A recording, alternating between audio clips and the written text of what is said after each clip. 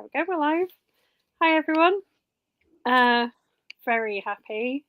Today we've got our first Swedish author joining us. Would you like to introduce yourself and tell us a little bit about your...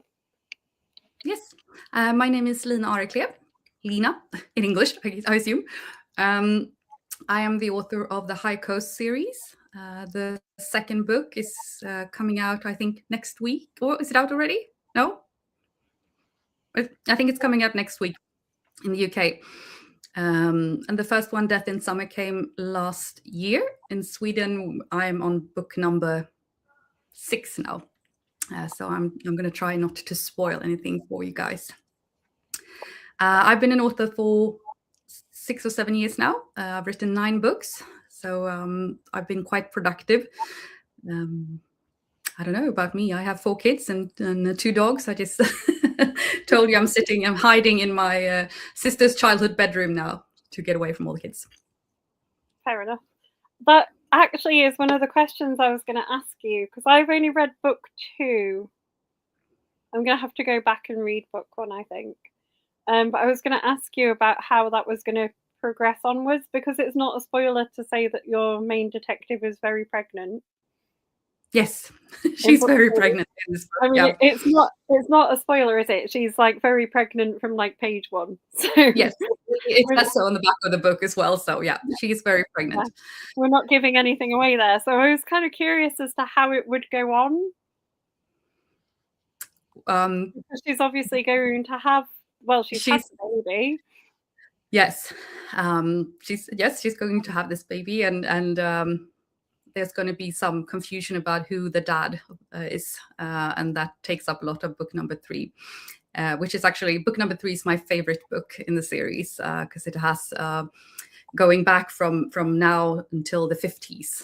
So I got to write and research a lot about the 50s in Sweden, which was really interesting, especially since they live on an island, and there was a lot of mining going on at Ulven, which is the island I'm writing about. So that was very interesting for me to dig into and see how they lived. And I also met a lot of people who were 90 plus who actually worked in those mines.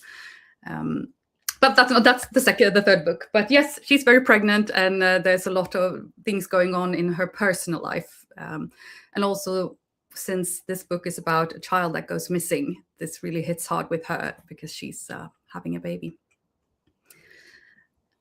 And it's quite a refreshing thing for a character, isn't it, I guess, and going onwards as well, because she is kind of navigating a lot of it alone. So she's not only quite a strong kind of female detective, she's also, you know, she's a single mom. She's going to be a single mom, yes, and she's quite a brittle person. She's and she likes to be alone, so she chose to be alone, and she's most comfortable being alone. But as the series goes on, she realizes you can't spend your whole life alone, and this will also complicate things for her quite a bit. Is her liking to be alone the reason why she lives on the island? Well, she lives on the island because her dad lived on the island, and generations of her family has lived there. And yes, I think she would like to live there if she could. She would like to live in the house on her own. But since she now has a baby going forward, her child needs to meet people and be around other adults and other children. So yes, if she could, she would choose just to go running in the woods. She goes pike fishing a lot, and she's not a typical woman, if you could say that. She doesn't wear makeup. She doesn't wear high heels or dresses, and she's in that sense, she's not a typical woman. If that is typical woman, I don't know.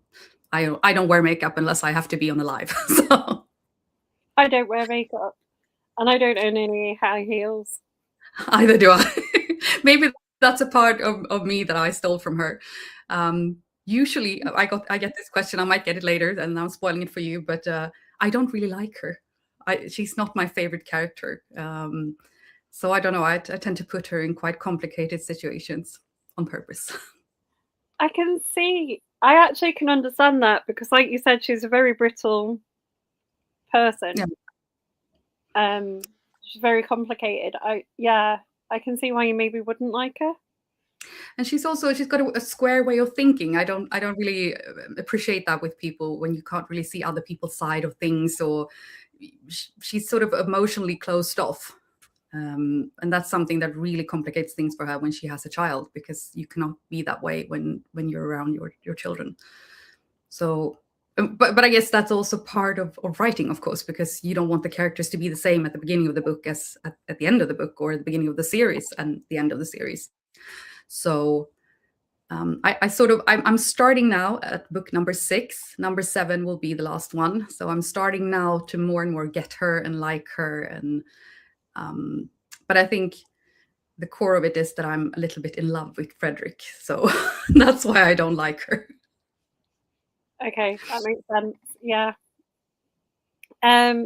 This one you got a character with autism as well, which is quite interesting. Yeah. That's funny, because I didn't actually think about that when I wrote the book, but that's something that people really like latched onto and wanted to talk about in a lot of interviews around this book. And I have a stepson who has autism, but he came into my life around that time, but I never actually thought about this being him, or sort of making any, like, stealing any character piece of his character into my character that I created. But I guess in some ways, I at least get, sort of research bits. But I do that not just for, my stepson with autism. I do that with all my children. I have a book. The 5th book is about teenage girls, and I have 2. And they were so fed up with me asking questions of, like, is this cool now? And is this what you're watching on YouTube? Or is this the kind of music they're watching? And I was never right. All the things I thought were cool were never cool. And I even had to write at the end of the book, "I'm sorry to my daughters for messing up and embarrassing you." We've got a question. Well, we've got a hello from Donna. Hello, Donna. And Victoria Dowd has said she's another author over here. She writes a lot of, like... Who was it? I can't read the question. We've got a question. No, you can't see them. Sorry, they don't come through. We've got a question from Victoria Dowd. She said she loved Death in Summer. Did you find writing about loneliness a lonely thing to do? That's a very good question. I mean, being an author is a lonely occupation, definitely. But again, I have to hide to have this live. So I have my whole house full with people and dogs and girls' boyfriends coming over. And so, no, not that lonely. And also, I do work. I have a part-time job. I work 3 days a week with doing something else. And that's really good for me, because I get to come out into the world and see people and sometimes put makeup on. So, but yes, it is lonely. I think you really have to, if you're a full-time author, I think you really have to try to get out and meet especially other authors, so you can have the conversation about, your craft and things like that. Yeah. But also I tend to, like I said already, I tend to write about things I know. I tend to write about things I've experienced, and especially taking in my children's ages while I'm writing. So when I was writing this book, I had a 4-year-old child. So you can, I don't know, in Swedish, it's like to dig where you stand. You have to do the research where you are to make it authentic. That wasn't really the answer to the question, I think, but yes, it's a lonely job. I think the question sort of partly as well was like, how does the emotions that you're writing about, so, we talked about the loneliness and the isolation in the book, does that make you feel kind of a type of way when you're writing it? Yes, definitely. Yes. Oh, I can be sad for days if I've written something that is, sad or depressing, or something really, really bad happening. But for this book, I went out to the island of Ulvön, and this is a summer island. So during the summers, all the restaurants are open. There's lots and lots of people. But during the winter, there's nothing, like really nothing. I took the ferry out. I had a whole bag of food because there's no store there. There's nothing open. And I spent 4 days in a cabin with no electricity. So I had to go and charge my computer somewhere else. So it was really going into this deep sense of loneliness. For sure. Do people still live on the island in winter then? Yes. Yes, they do. Now, actually, they have a store that is open during the winter time, and you can log on with your phone, so you can go in and shop things. But there's nobody working there during the winter. So I think there are about 35 people living there during the winter, but there's no school or no daycare or anything. So usually it's people who have quit working or retired. They move out. Okay. It's a Yeah. wonderful place. You should definitely, if you get the chance, you should definitely go there. It sounds fascinating, and I guess people, when they're reading books like from over here, like will know about Stockholm and places like that. Like I've been to Stockholm, but I've not explored further out into Sweden. So it was like really interesting sort of reading about a region that I didn't know as much about. Mm. It's quite interesting to write about as well, because especially an island. I know there are other Swedish authors that writes about islands, but you're so isolated just in your everyday life. Like if you break a leg, or if you're in labor or something, which of course comes into this book later, you're sort of on your own. You have to learn how to manage on your own. And I think that's interesting. It's 1.5 hour by ferry to get into the mainland.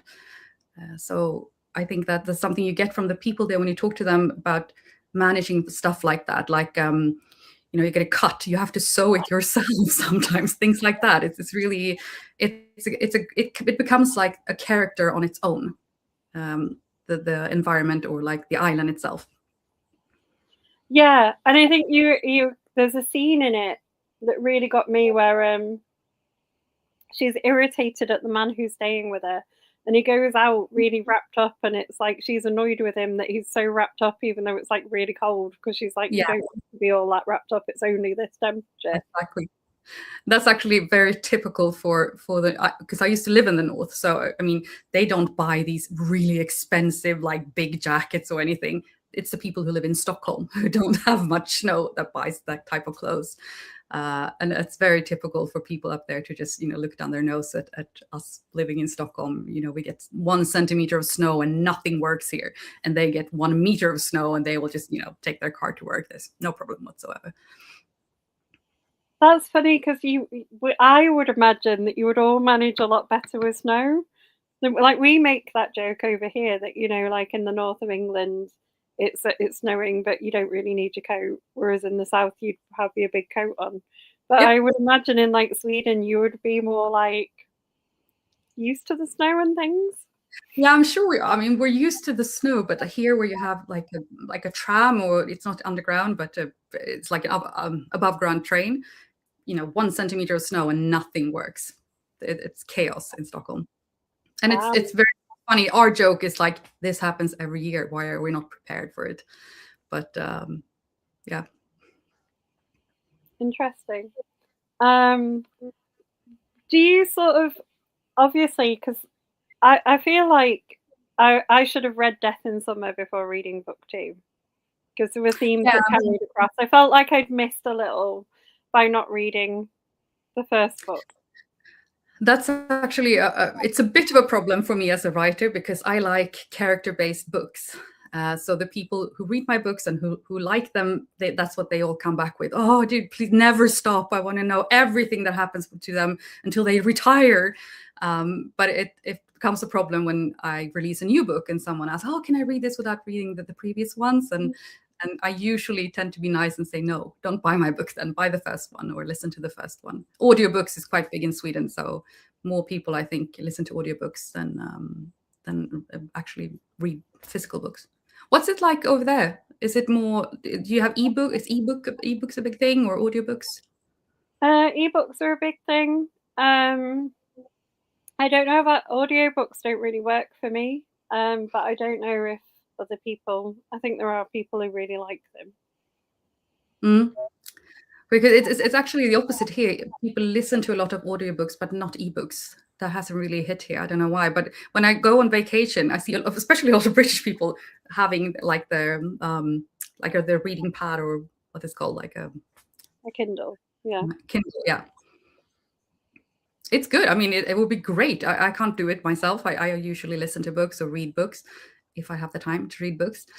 But it would be great to. You can have a whole library in your pocket. It's brilliant.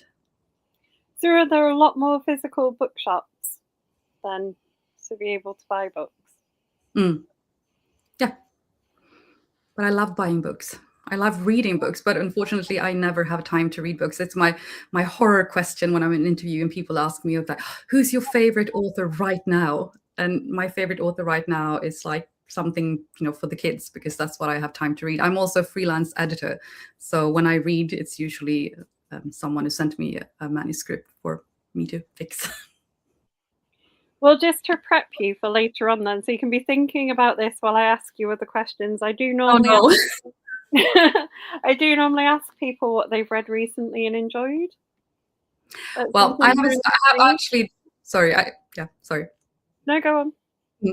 No, I have my go-to answer is always a Swedish author named Ninni Schulman, and she's quite big in Sweden. And I call her my house god, because I love her books and I've read them several times. And at the end of her series, it's also crime fiction.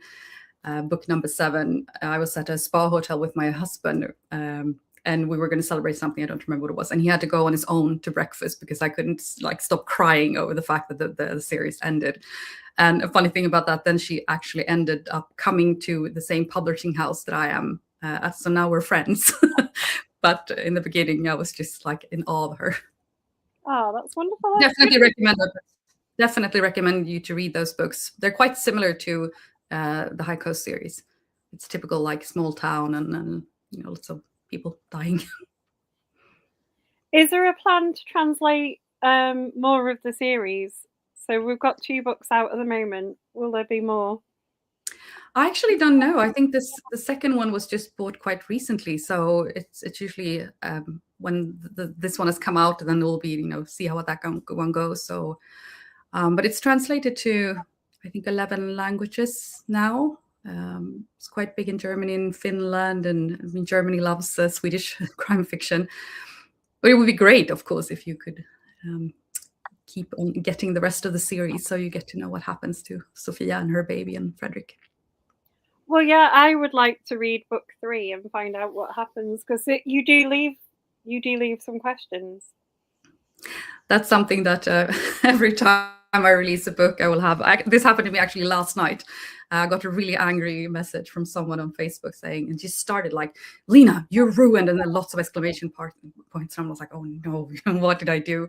You ruined my night's sleep now for so many days." And she was so angry that also, of course, number 5 ends with a cliffhanger. I like cliffhangers. But I promise for book number 7, I will tell you what happens. So there will be some closure. You're not afraid to sort of explore some quite dark kind of topics either. We've had to No, I know it's weird because I don't know. I've always been drawn to like not dark things, but I like to explore why people do the things they do, and people are not altogether bad. That people have a good side and a bad side, and I think that's interesting to explore also in perpetrators because they are not also only bad. They have good sides as well, and but yes, I tend to navigate into the the darker corners of the human soul. I just spent a week working in a not a mortuary. It's called I don't know the translation for that. Someone a funeral home. For a new book series that I'm writing, and that was the best week of my life. I spent so much time there, like working overtime, and got to do everything, and I absolutely loved it. So yes, I like the dark sides. It also sorry. No, carry on. No, but it's also a nice contrast to that's actually how the first book came about, because this island of Ulvön, where I used to be a lot when I was growing up, and I spent a lot of summers there. We were out for like our yearly visit, and my thought was, this is so fabulous. It's so lovely. What would happen if there was a dead body here? And the contrast of this fantastic environment and horrible things happening. So I think they play nice together. Yes, and So the geography of it, especially for the book I read, works quite well because you've got quite isolated Exactly. locations that make it easier for the crime to happen. Yeah. The house where this child goes missing is actually my house, where I used to have a summer house up in the north. Um, and it was a very isolated village with only like 3 or 4 houses where people lived all year round. And again, it's quite brutal because it's winter, isn't it? So when they're organising the search for this child, not knowing what has happened, it very quickly becomes a discussion of, well, they would be looking for a body. Yeah. We actually had a case in Sweden just a couple of weeks, this last week, where this happened, where a girl went missing. She was older though, but it quite quickly you just have to realize that if you're lost in this kind of weather, you will not be found alive, which is very sad, of course. Yeah. But it must be quite hard when you're sort of organising that effort and know that at some point you're going to not. Yes. Yes, definitely. But then again, we're back to the island. It's the same thing. There was something happens. This is not a spoiler, but in book 4 or 5, there's a fire. And this is also something that it took me a lot of research to understand. How do you manage that if you're out on an island where it takes 1.5 hours to actually get there with boats who can pump up water from the ocean and things like that? And they have solved it in such a nice way, or like neat way, because people work together. So they have like a fire watch of normal people, not educated or trained or anything, and they have fire watch during the year to be prepared for something like this, because it's also an old fishing village, so everything is wood. So when it happens and the houses are really close together, it could go bad really quickly. That's quite a clever plan, and it shows the level of community that there is as well, that they've organised that. Yes, definitely. And that's so nice about this island, that people, because during the summer, lots of people live there, and then they're just not the older people, they're younger people with children, and they arrange like, daycare centers to take care of each other's children and things like that. And it's such a lovely place, and they do so much for each other, and they have a really nice community. And so that's the nice side of being isolated, that you work together and you come together. And then it's obviously the bad side of that, you're far away from everything when something bad happens. In the book, there's like a high-speed boat that goes back and forth as well. Does that actually exist? Yes. There's like a ferry and then there's a faster. Yes, during the winters. But now it has actually been milder winters up there. So I asked my uncle, and he said it was longer. When the book takes place, it hadn't been happening for maybe 5 years or 6 years before that. But it does happen. They do use it.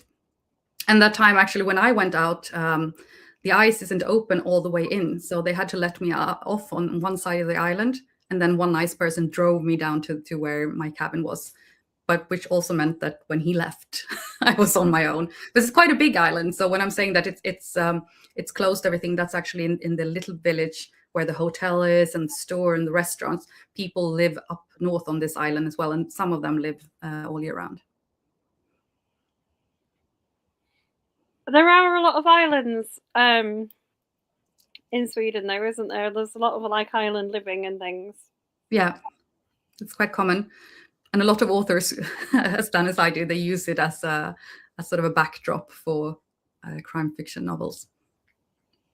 It's a special way of living. Island people are special people, but in a very nice way. I like it. I would love to have a house there someday. It's my dream to live in Sophia's house. That's actually why Sophia lives in her house, because I was out bicycling one day and I saw that house, and it has this lovely, it's the ocean on one side, and then there's the forest, and there's a pond in the forest. And I said to my husband, we're going to own that house one day. And funny anecdote, actually, 2 years after the first book was released, the people who owned that house had read the books, and they got in touch with me through my agent and asked me if I wanted to buy it. Unfortunately, I couldn't afford it at that point, but I will be able one day to buy that house. It was nice that they did. Did you get to go and have a look around, though? Actually, the new owners, they invited me, and it was so sweet. The previous owners had left the books, so there were 5 books at that time, and he said they will come with the house and they will never leave the house. So if you sell the house, the books are staying. That was really nice. I had a wee tear then. That is really nice. How are the books? So over here, obviously, we've got 2. You've got 6, did you say? Yes, number 6 is coming out in 2 months, and then number 7 same time next year, which will be the final one. Is there have you got quite a good fan base? I would say so. Yes, but it's also a weird thing, like to know. I mean, like the Gothenburg Book Fair, where people will. I mean, I'm obviously not famous. I'm not Camilla Läckberg famous, or like Denise Mina famous, but when people come up, this is the best part when they come up and say, "I just want to tell you, I love your books." Or when I go out to Ulven and the people working in the hotel, they obviously like recognize me by now, and they would say like, "Oh, we had some German tourists here, and they're, were walking the High Coast series, and they would go and have a look at some houses." And we actually did some tours also, and brought readers out on the ferry I was there, and my publisher was there, and we had lunch and went, by every murder house. That was really appreciated, though. They really liked that. Yeah, I would imagine so. Do you have like a little walking tour guide that you can give to people, or leave I on mean, the island for people? I could. I mean, when we book it, definitely I do it. But it became actually because I live 6 hours away from there now. So my mother still lives up there. So I go up to visit her, and then I do all these appearances and some book signings and things, because the fan base is obviously biggest there around the island, and the people who are living in the city of Örnsköldsvik. So, but if I lived there, I would do it every day if people wanted to. How do people mind you using their houses for I hobbies? was really No, but I was actually really worried about that. That they would, be offended, or sometimes if it's someone that I've been in contact with, sometimes I would ask if it's okay to come in, like not to the house, but like take a photo of the outside of the house. Most of the time they invite me in anyway, and we'd have coffee and things like that. But they're mostly very, very happy about it, and they're very proud of their island, and I am so relieved and pleased that they are proud of the books. And hopefully it will become a movie or a TV series, and we could bring more tourism there, and that would be, of course, a dream. I had one man though, after the second book came out, and I was there for a visit, not as an author, I was just there for a visit, and he stopped me because he saw my red hair, and he's like, "You're that author, right?" I was like, "Yes." I was like, "Oh God, I'm gonna get a scolding," and I did, but it wasn't a very bad one, because he just wanted to say, "Well, you know what? You wrote that my fence is white. As you can see, it's green." And that was all he wanted to say. But other than that, they're proud. Good. Do you ever write sort of local people into the book? The ones I don't like, yes, sometimes. Usually the people, the character, except for Fredrik and Sofia, they are a match of people. Like I would take something from this one, take something from that one, and mold them into a new person. But it doesn't really matter that I do that, because I would never take like a actual person and describe them in a way so that they could recognize themselves. But people do that anyway. They will come up and say, "I'm that person, right? Right?" And if they are happy about it, I'll say, "Yes, you are, but don't tell anybody." But there's no people that are actually those actual people. But actually, Vera, for instance, she's the boss of Sophia she's a very special person. She curses a lot, and she's like, big and, loud. She is actually one of my former bosses. So she is based on. Does the former boss know that? I think she does. But she's a friend of my mother's, and I think she's just, honored. I mean, Vera is a very nice person. She's just loud and sometimes a little bit obnoxious.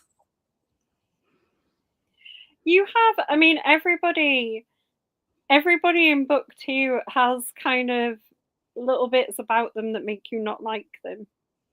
Yeah. If that makes sense. Or I didn't explain that in the best way, but they're not none of them are completely likable. I know, but it's the same with basically. I mean, there will be one person coming in book number 3 who's very likable and everybody loves him, and I put him through some things, and then people are very angry about that because he's the best there ever was, and but I like that because people are not all together good or bad. Like I said before, I people have different opinions that you don't like, or they have, you know, different personality traits that you don't like. I think they just become more living if it's someone who's not perfect all the time. And there's this like the typical Swedish detective who's like, oh, you know, probably British as well, you know, they're a drunk, or, you know, they have drug issues, or, you know, fighting with their missus and all that. But it becomes, because most people, they're not only that, they have other things to them that is likable, or some have few likable traits, but I don't know. I do it on purpose. I think it works. You're right. It makes them a lot more human and interesting. And it's what draws you into the book and makes you want to keep reading about the characters, because you kind of are interested in all of them. It makes me happy to hear it, because I think that's my agent said to me once I should write like romance novels or something else, because I want to write more about the people than the actual crime. But I also like, you know, the death and the darkness of it. So I think it's a good mix for me. I tried actually once to write a romance novel, but I ended up killing someone. So it just became crime anyway. But I think So did you always want to write crime? Oh. Yes, always. It's always been. I don't think I could write anything else. It's really close to my. I mean, you know, obsessed with true crime. I listen to true crime prods all the time. I download like full like 90 hours of trial audio, and I listen to it when I fall asleep. I think a lot of people do that, but I'm one of them, definitely.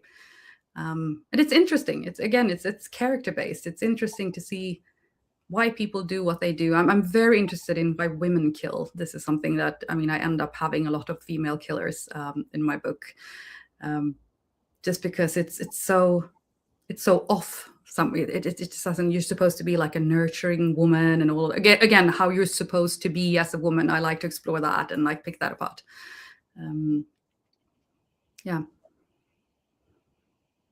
I don't remember what the question was. What was the question? It was a good answer, don't worry. So your first book is Death in Summer, and the second one is In the Dark, which is kind of in winter. Yeah. Do the other books explore different seasons as well? Do we have as the next book like spring or autumn? The third book is autumn. Yes. So, but it becomes, I mean, summer has this whole beautiful, the ambience thing and the beautiful scenery thing, and then winter has what we already spoke about, the isolation and the difficulties. And so summer and spring and autumn becomes a little bit, you can't really use the environment as much there. But yes, the third book is autumn, and the one I'm releasing now in a couple of weeks, a couple or 2 months, is winter again. So you said book 7 is the one you're working on. No, actually, now I'm editing book 6, and it will be out in the end of April here in Sweden. So I'll start writing number 7 after that, which will be horrific for me to leave them. Yeah, that's what I was getting at. So book 7 is going to be the last one. You've already decided there will be no more of this series. I mean, I'm not going to kill them at the end, but and actually, I noticed a lot of the Swedish authors, they do that. They leave it sort of open ended. And a couple of years, 4 or 5 years later, they will pick it up again. The author I spoke about, Nini Schulman, she just did that now. She released a book about the same characters again. Because I think you tend to like miss them after a while. Even though now I'm like, you know, getting a bit annoyed that they're messing up things all the time in their personal life and such. But I think when I leave them, just talking about leaving them makes me a little bit like teary-eyed. But I think it's time for them to at least get their, you know, life sorted. No. And even though you don't particularly like your main character, you'd still want to go back after a while. It's funny because always at the back of the books, like you would read like the main character, the main characters. And for me, she's not the main character, even though the book is about her. Frederick is the main character for me. I like his journey much more. And he's, again, like she's not a typical woman, but he's not a typical man either. So when they like meet and hang out, which they do a little bit in the beginning of the books or the series, she eats meat and he doesn't, and like she drinks black coffee and he would rather have tea, and he's sort of soft and he cries a lot and like he wonders a lot about things, and while she's just like, well, it is what it is, and she just moves on. So I like the dynamic between the two of them. Yeah, they are quite an interesting thing. And then you sort of mix that up with like the other sort of main characters in there as well that kind of come along and put a spanner in the works. Yeah, I really like her father. He is also one of my favorite characters. He's been living on this island forever, and since her dad died, he's taking care of her, and she's just really lovely. He is actually based on my grandfather, so he was that type of person as well, fisherman type. He is really lovely because he just drops in and gives people things, doesn't he, and looks after them. And yeah, and especially now when Sophia will have a child of her own, he becomes, of course, the extra grandfather, and he really goes into that role wholeheartedly. so, what inspires you? So you've got your characters. You like to explore them. What gives you the inspiration for the crime that's like the sort of center of each story? I think actually it could be a lot of true crime. Like my favorite cases, and again, a lot of I've inspired a lot of female perpetrators, and of course you can never take that actual case, but I will take, again, like I do the characters, I will take pieces of those, and especially if there's something that really resonates with me, and when it comes to motive, because the motive is always the most interesting thing. I tend not to like dwell on the gory parts. I mean, yes, there is blood, obviously, and there are bad things happening, but I don't think there's value. I mean, if you like that, of course, there's value to it, but my readers don't really find value in like digging into the gory bits. I think it's more interesting when you can make it up on your own, like in like visualize what's actually happening without me writing everything down. You can feel what's happening anyway. You don't have to see it like through the words I'm writing. So I think that a lot of the cases are actually based on true crime. I think some of the bits that are quite dark in the book as well are like the kind of questions you like leaving with the reader. So I'm thinking about the end of book 2, which we won't give away, but that does kind of make you think about like the characters, like motivations and why they've done the things they've done, and Yeah. things, and that kind of processing in your brain of all her reasons for reasons for things, like, makes you wonder. Yeah. And I like that. I mean, those are the kind of books I like myself, and I'm really happy to hear you say that, because the books, when I close a book and I keep thinking about it, like why did that person do that, and what motivated this person to be this completely like evil being, usually it's something that you can actually relate to. It doesn't really have to. I mean, though, if you have a book about a killer who's just I'm mental and I'm sick and whatever, that's not.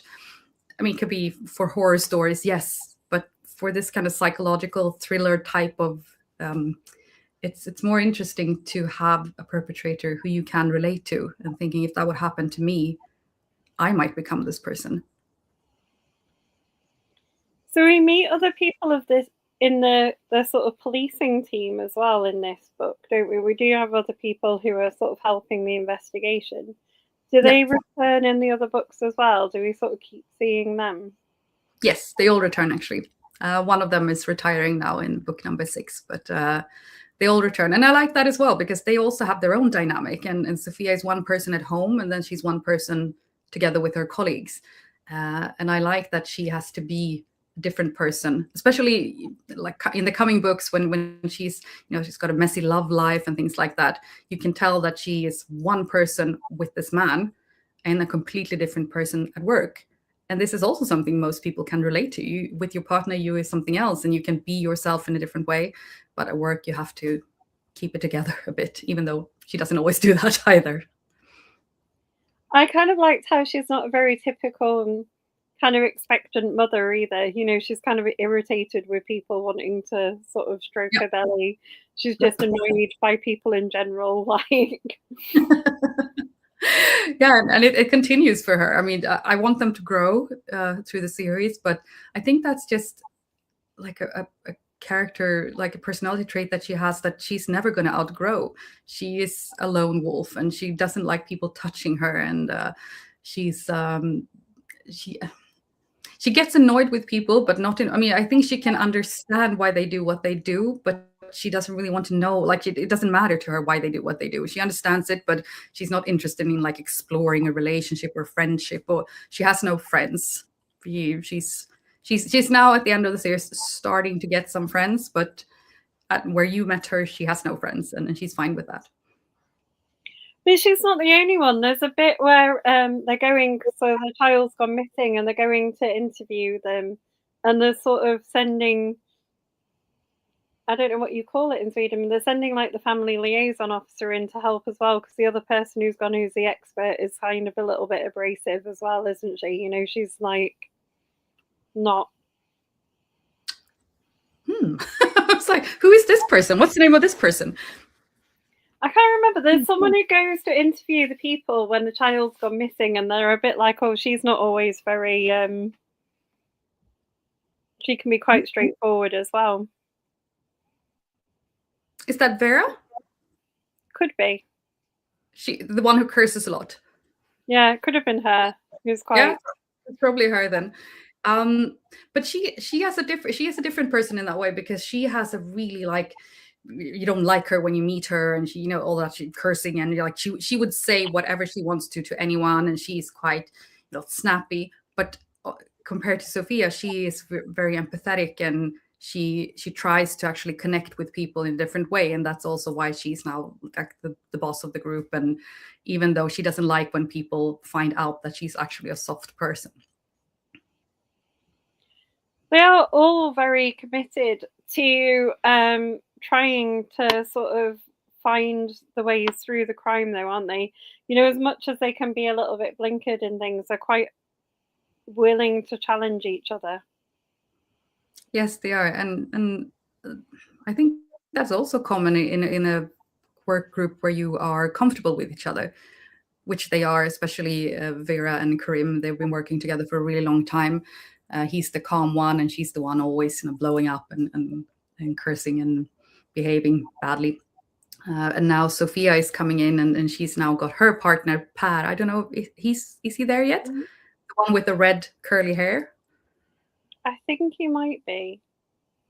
They're the same age, and they are becoming. And then Per is also one of these person who talks a lot about feelings, and he wants to talk to Sophia all the time and ask her, "Are you okay? Are you fine?" And, you know, again, touch the belly and things like that. And so they have a nice dynamic to them as well. Do you have? You were talking about it maybe being made into like a TV show or a film. Have you had any interest in adapting them? Yeah, we had actually quite a lot, but it's quite a difficult for, like, basically now making movies out of books in Sweden. They will always end up choosing the really famous ones because they know that works, and a lot of like Netflix and things like that are now merging and becoming one with all these streaming services. No, what is it called? Like, yeah. So I guess it's the same as in any other business. You don't really want to take a chance like with something that's untested or new. But yeah, we had some interest, and we're working on a script for a TV series. So we'll see. It's very difficult, though. I've had lots of colleagues, lots of authors who have been basically at the point of choosing who's going to be playing their character in the movie, and then it ends up not becoming an actual TV series. So it's quite difficult, but I'm hoping. So at one point, crime from Scandinavia in general was huge in the UK, like really big. You know, everyone wanted to read all of the authors, like people you were mentioning, and things like that. Is it a big genre in Sweden as well? Is there a really big crime reading contingent? Yes, yes. I think, I mean, for being such a small country, I think we have like 400 new crime authors coming out every year. So, and that's quite a lot for the population. But I think that the actual boom sort of died down a little bit, where you could become like a famous crime novel author, or because when the digitization happened and people started listening to, especially in Sweden, listening to audiobooks, it was so easy to distribute new books or new titles or new authors. So just the fact that I still get to do this and so people are still buying the books, I'm really happy about. So, but yeah, it's a big genre in Sweden as well, definitely. Probably the biggest, I would say. Yeah. I think people are just drawn to exploring crime because it lets us think about those kind of darker aspects of things that happen, don't they? We can explore it safely. For sure, yeah, and that's a really good point, because I get asked that question a lot since I write about children. Sometimes, not all the books, obviously, but there has been, like this book, there's a 4-year-old child. I had a 4-year-old child when I wrote the book, and if I think in those terms of that this could be my child, but I don't. It's the same thing for me. I explore it from a safe distance. So yeah, I think that's why true crime is also such a like an interesting thing for people to listen to or watch on TV, because it's, even though it's more real because it's real, but it still puts like a filter between you and what's actually happening. Do you get a lot of kind of people enjoying you exploring that kind of female killer aspect as well? Because that's quite unusual, I think, in crime novels, like having Mhm. that sort of. I think so. I mean, I think it just puts a twist to it. You're used to, it's always, a young woman being killed by an older man or something. I mean, this happens a lot in real life, but also in fiction. So I think I've had that comment made to me, like it's refreshing or it was surprising or so. But yeah, I think so. Do you have many author events that you're doing in this year, or? Um, It's actually, I started to say no, and it's not because I'm like a stuck-up person or I think I'm famous or anything, but I really don't have the time. In the beginning, like the first 2 years, I would of course go to like everything I was invited to, and um, but at the end, it becomes more about the actual work, even though it's of course fun to like the Gothenburg Book Fair. Of course, we all go to, and there's always like little events with signings and things like that during the year, but it's become more about being in my pajama pants, not wearing makeup, and like writing. I write now 2 books a year, and I still work 3 days a week. So I really don't prioritize it, I think. Do you have big kind of crime fiction festivals? So we have like a lot of crime fiction book festivals. And they're Well, quite famous, like Harrogate, there's some in Scotland and things like that. I'm wondering if you have them. well, not that many actually. I mean, there are a couple. There's one in Sundsvall, which is up north, and there's one in the south of Sweden, and obviously then Gothenburg Book Fair, which is the biggest one. But I tend to be invited to the ones that are in the north, and my friends who write about the south, they'll tend to be invited to those. So yeah, but not of course as the ones you have. And it's also really sad because all my books, my first book came out during COVID, and all the foreign rights were sold during that first year. So, but I didn't get to go anywhere. So like Oh, my no. colleagues before me, they got to go like, yeah, I'm flying over to the US, I'm going to the UK, I'm doing this and that. And like Germany loved the books and they wanted me to come, but couldn't come. So that's a little bit depressing. Is there not? So Germany sometimes will make TV shows of books. Is it like that? That could be a place where you might get an adaptation. Yeah, we had a Danish company who was very interested for a while as well, but it fell through in the end. So I think it actually comes down to, which is why we're now looking into making a movie script of it, that it has to be it has to be spectacular to begin with, for them to take a chance on someone who is not famous, and also if you can actually provide them with, making the some of the thoughts already for them, like this is what I would think it'd be. It's difficult though. I think with the first book, it has a previous and a now. A lot of my books have that, so it's difficult to make that into TV. Then it's like 1979, and then it's now, or it's like 1950, and then it's now. So I think when it happens, I'm going to continue to say when it happens, it's going to be a mix of the books. So it's not actually going to be like based on the characters and based on some of the cases, but not the actual book, because it's too difficult to film. That makes sense. It must be really, I mean, it'll be really, I would love to read book 3, especially when you said about it having about the 1950s in as well, because I feel like I would learn quite a lot. Actually, that was the thing for me that was really the most interesting part of writing that book. I usually also write quite fast. The first book took like 7 years or something. The second book took 8 weeks, and that was like, it got brilliant reviews. I didn't tell my publisher that it only took 8 weeks, but that's the only way I can write. I have a lot of colleagues, they say, oh, I spent a year on this novel, and I can only wait until it's so like it's the deadline is so close, and then I just close everything off and I write the whole book in 2 months or so. Otherwise, I lose them during. I can't just pick it up like, and every other week or so. So yeah, for the third book, that I spent actually a year on that book, but because of all the research, spent a lot of time in like all the dusty libraries and digging up newspapers. I wanted it to be authentic in that time period. So the things they would eat, or the news that were on at that time, or anything from like the bottles they were drinking beer from and things like that. I hope you get to read it, that it will be translated into English. I hope so too. It's my personal. Have the sales been pretty good of the first 2 in the UK? Pardon? Have the sales been pretty good in the UK of the first 2? I would say so. I mean, I guess so, because they bought the second one. So yeah, it's just the fact that you get to have your books translated into English is quite a big thing. I know I have colleagues who are, have been doing this longer than I have, who still haven't got their books translated. Because also when they're translated in English, it's a worldwide field now for people to buy it. Just the fact that my friends from Australia or my friends from Belgium can go in and buy it at Amazon, and everybody can read English. So it's a really big thing.